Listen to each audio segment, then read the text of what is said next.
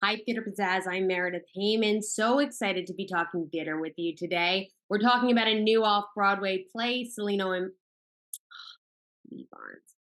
Hi, Theater Pizzazz. I'm Meredith Heyman. So excited to be talking theater with you today. We're talking about a new off Broadway play, Cellino v. Barnes, playing now at the Asylum Theater. Now, you may know the story of these two lawyers. You probably definitely know their jingle. And joining me to discuss are the two stars of Cellino v. Barnes, Eric William Morris and Noah Weisberg. Eric, Noah, thank you so much for joining me. Thank Thank you. you for having us. All right, now let's talk bringing the law to the stage, if you will. How was it working on the story of these two infamous lawyers? I'm going to leave it in your hands. For audiences that somehow don't know who Cellino and Barnes are, give us a rundown.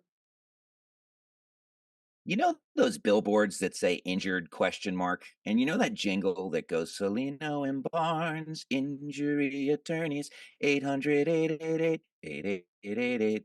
Don't wait. Call 8. Yes, this is Thank you, Noah. Those their totally true story, completely factual true story, how it happened. every word we say is completely true.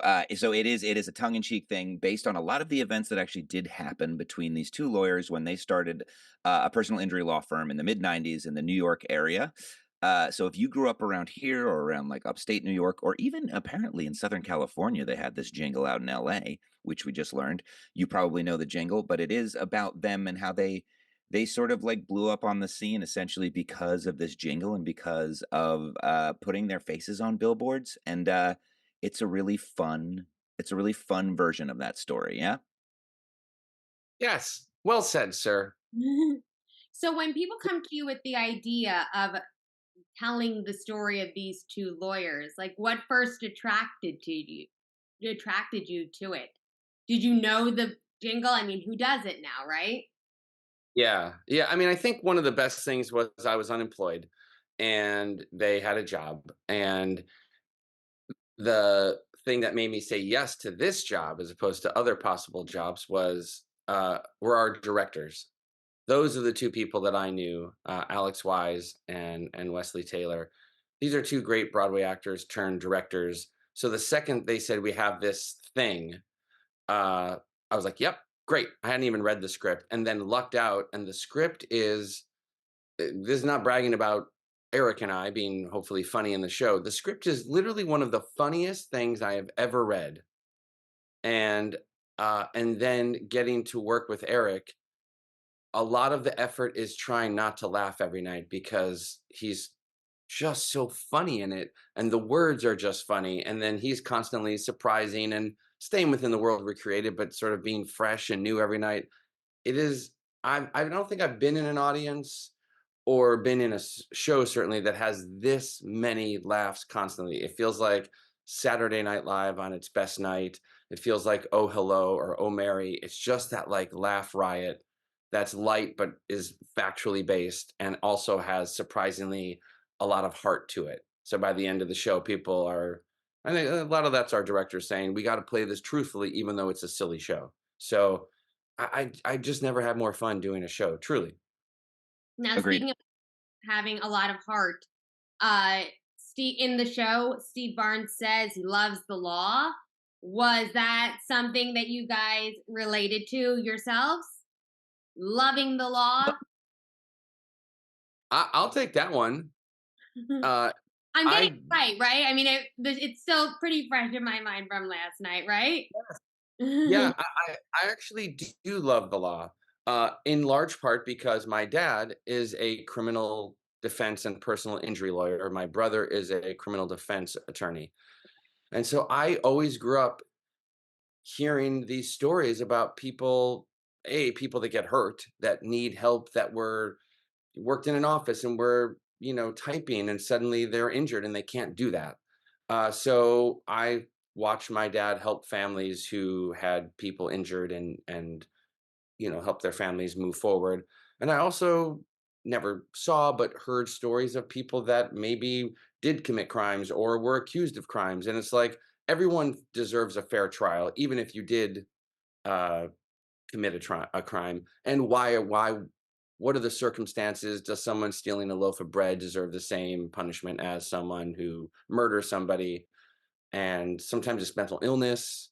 I remember my dad having a client of someone who was a great person, and I don't know the details because he couldn't share it, but like suddenly mental illness set in their 20s. And it was like, is that rehabilitation and medication and supervision, or is that lock this person up? So I actually do have an appreciation for it. And it's we all poke fun at these kind of lawyers, and probably rightfully so in some cases, but I think a lot of them are trying to do good. Hmm.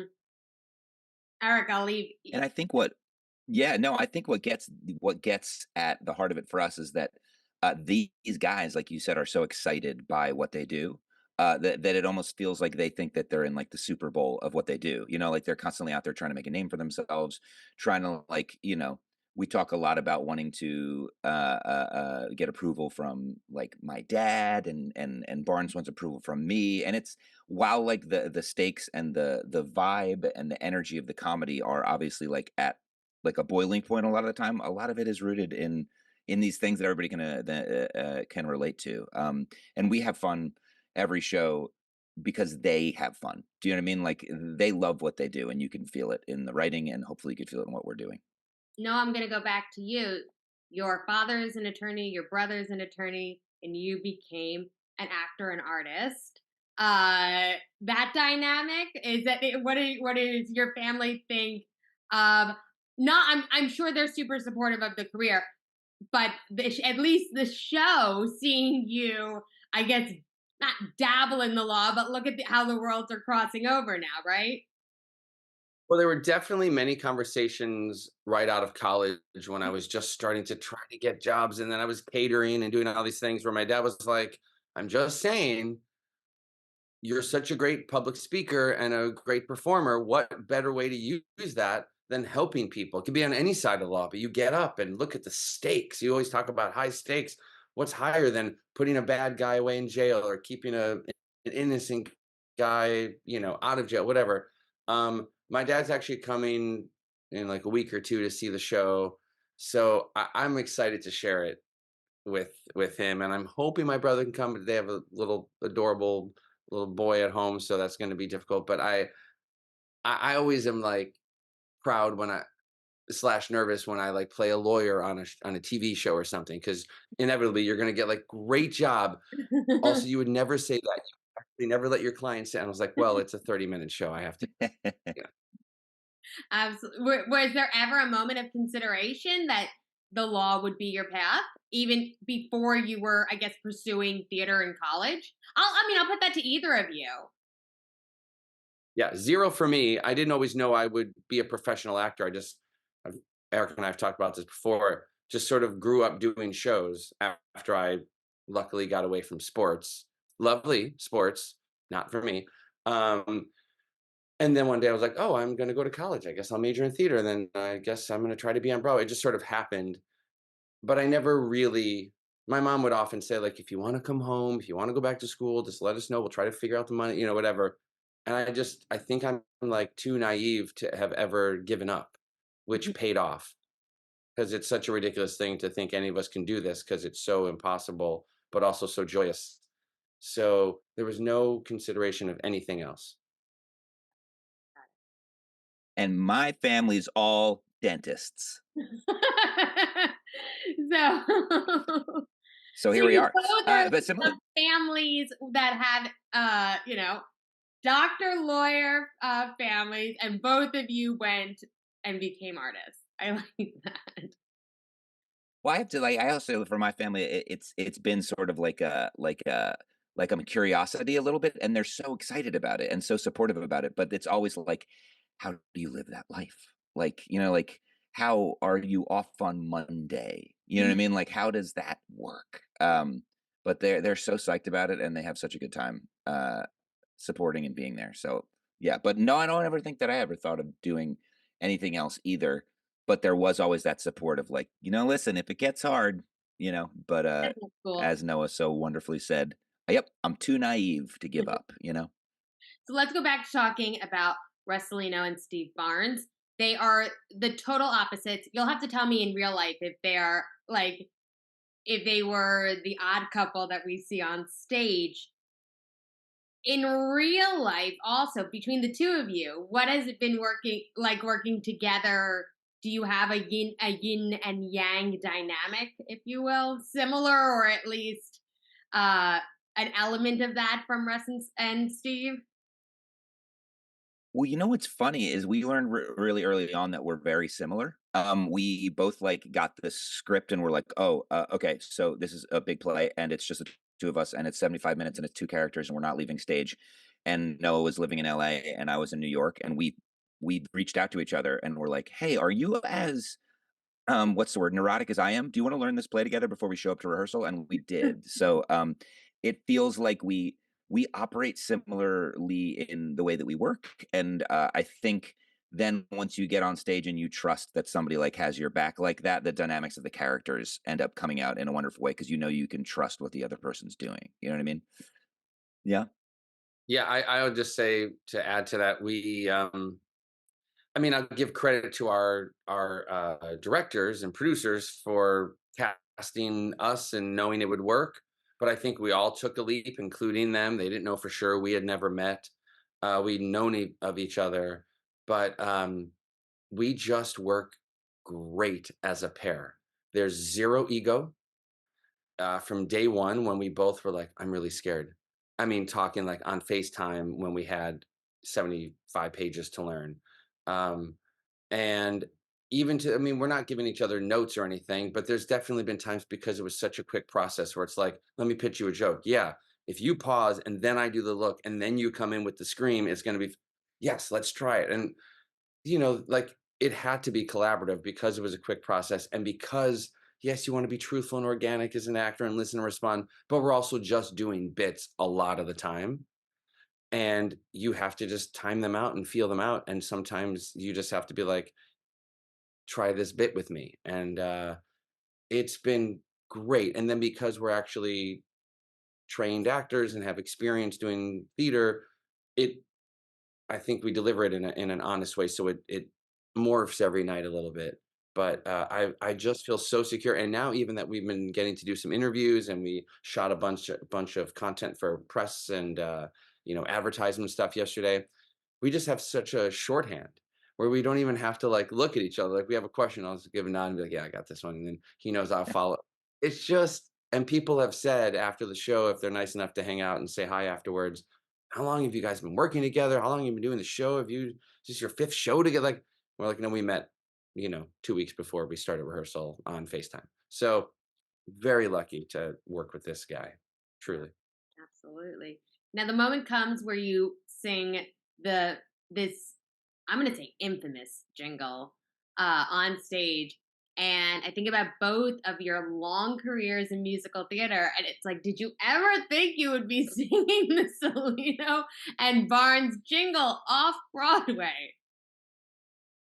It's so funny. I had that thought last night as I was walking to the subway after the show. I was sort of like, this thing was a part of just like everybody's subconscious for years if you grew up around here. And I was sort of like, did I ever think I would be like, this is like a really great gig and I'm having a really good time. And it's because of these lawyers that were just like this thing that I always knew about. No, I never thought that I would be singing the Cellino and Barnes jingle on stage. But like, I'm super proud to do it. I really And you am. say was a part of their subconscious. Well, I'll tell you today, it is a part of my subconscious. It's now totally in my ear. So You're welcome. thank you very much. Yes. Um, Now, correct me if I'm wrong. Steve Barnes has since passed. Russolino is alive. Have you heard from Russolino, from the Russolino world, from Steve Barnes' family at all since doing this show? Yeah. So the two writers, Mike B. Breen and David Raffalides, who developed this thing over a few years, played these roles originally when they were workshopping it and they were figuring it out. And they took the show out of town to Buffalo, New York, where Mike, one of our writers who was playing Cellino at that time, grew up. And that's where the Cellino family has their firm and started it. So Ross Cellino went to see a version of this show, I think in 2021 or 2022. And the reports that we've been given are that he loved it. He thought it was hilarious. He appreciated the tongue in cheek of it all, and he like would text with our writers to be like, "Oh, also this, also that. Like this was funny, and this actually happened." So they had that rapport. I think since this has moved into New York and taken on like a little bit bigger of a sit down run in New York, there's no involvement from the families at all anymore. But Ross Cellino has seen a version of this show. That's so funny. What would you And I want? don't think anybody from the Barnes family. Sorry, I don't think so. That's no, we haven't heard about that. So no. No, but someone came early on. We had just opened, or we were in previews or something, who worked for the Barnes family, or their dad worked for the Barnes law firm, and said he was a really nice guy. Mm, And there was a separately but related. There was an article. I think this was the one in the New York Times about our show, and they interviewed Cellino about it and about his relationship with Barnes, and it was very sweet that he said, "Had if I had this to do all over, I wouldn't have let the firm break up. Barnes was a good guy." mm. So even though they have this, part of their infamy is the breakup and the lawsuits and the dueling billboards next to each other, um, but what our show focuses on and why I think it works is, yes, it's funny, but it's because it focuses on the real friendship between these two guys. And because Eric and I have developed a friendship, and the writing solidifies that between the two guys, it just I don't think the jokes get old because you still care about these guys. And so I was very touched to read that article, to see that they had that connection, even though they ruined it in a way and let it blow up. You guys make a joke about everything that your is in the show. It's completely true. But you're, as you've said, a lot of w- the story from the show is pretty factual, to like of their story. What was some like the most surprising thing you learned about these lawyers?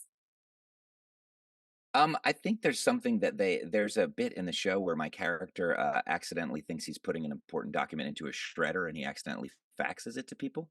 And that happened. So when you see the show and you're like, well, who would ever? The answer is like, well, it did happen, apparently.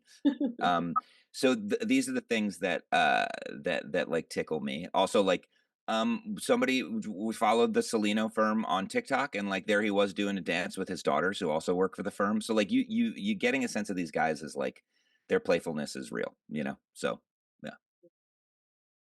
They really seem to change the game for, what the business of law would be. But, what do you want the takeaway for audiences to be from your show? That's a good question. That is a good question. That's the first time anybody's asked us that question. Great question. Wait a second.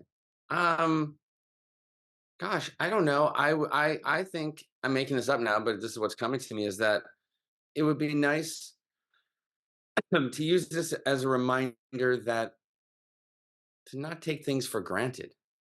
They had a great thing going. They had a great friendship. They had a great working relationship at some point, and they were making millions of dollars. And they let whatever had happened. We don't know obviously exactly what ruined the relationship and the business, but it could be a marriage, it could be a friendship, it could be a workplace, anything that it's just like, try to focus on the good stuff, communicate better, so you don't have what happened to them happen to you. That would be like the heart of what I think the message could be. Absolutely. Eric, I'll throw it to you before we wrap. Sure. I hope people leaving the theater with sore abdominal muscles. I hope that they let themselves get lost in the crazy absurd world that these two guys cook up, because we have fun getting lost in it every night. And I think that it's one of those shows where uh you can feel audiences be like, what am I walking into? And then you feel them being like, ah, these two morons got it. And like I feel like that's what we're going for and what I think we've been achieving. So I really like, it is a leave your worries at the door, enjoy some enjoy some fun, fast, frivolous comedy. And I will, just to follow up really quickly, it's an intimate theater. It's 150 seats, and we see people of all ages, and we're getting definitely, traditional theater goers, but a lot of our audience are just New Yorkers, business people, lawyers, or whatever, people that know the jingle and heard it and want to come see it. And it is so enriching and touching, even to watch people of all ages. We were talking about this, I think, yesterday. Like, just everyone is laughing so hard, and there are people that are even like stifling a laugh because it's too it's again. I think of Oh Hello and Oh Mary, like these shows that are just so funny. And it is such a there's so much going on in the world, to just have 75 minutes of just laughter is a treat. Gift. It's a gift. All right. Well, Noah Weisberg, Eric William Morris, thank you so much for joining me. Thank you for making us laugh. You can see Cellino v. Barnes now at Asylum Theater. Stay right with Theater Pizzazz for more. I'm Meredith Heyman. We'll see you next time.